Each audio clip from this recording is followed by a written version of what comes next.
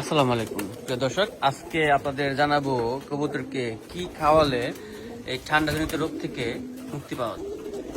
বর্তমানে যে পরিমাণে ঝড় বৃষ্টি, এই ওয়েদারে কবুতরের কিন্তু অনেকে অসুস্থ হয়ে যাচ্ছে। সাপোজ আমারও কিছু কবুতর অসুস্থ হয়ে গিয়েছিল এবং আমি কিভাবে এগুলিকে ঠিক করলাম সেটা বিষয় নিয়ে আজকে আমি আপনাদের সাথে আলোচনা করব। কারণ আপনারাও কবুতর পালন করে থাকেন আর আপনারাও জানেন যে কবুতর অসুস্থ হয়ে গেলে আসলে মন মানসিকতা নষ্ট হয়ে যায়।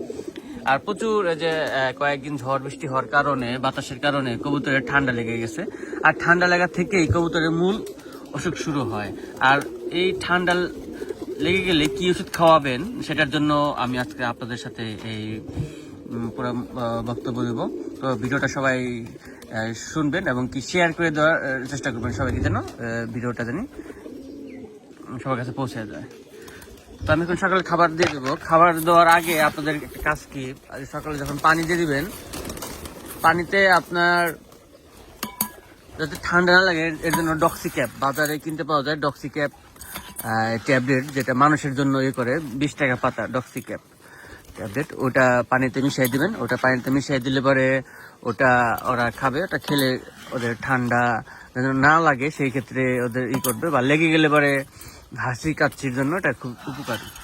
আর আরেকটা হচ্ছে, যদি ঠান্ডা একবারে লেগে যায়, যেমন আমি কিছুদিন সময় দিতে পারিনি, এর জন্য আমার কবুতরের ঠান্ডা লেগে একবারে চুনা পায়খানা হয়ে গেছিল এবং কিছু খাবার খেলে ওরা বমি করে ফেলে দিত। এটার জন্য আমি কি খাওয়াইছি, রেনামাইসিন খাওয়াইছি।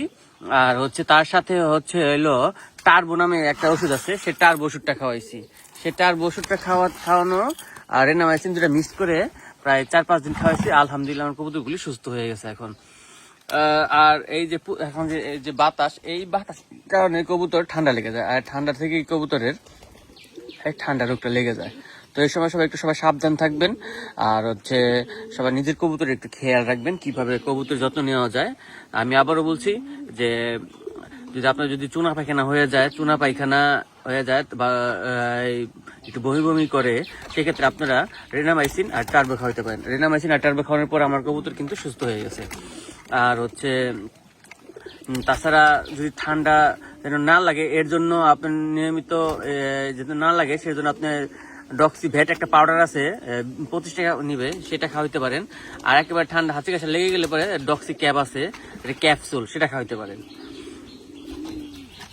অনেকে বলবেন যে ভাই একটু ছবি দিয়ে দেন না কেন। আসলে ভিডিওতে ছবি দিয়ে দিলে পরে এটা আসলে কোম্পানি থেকে একটা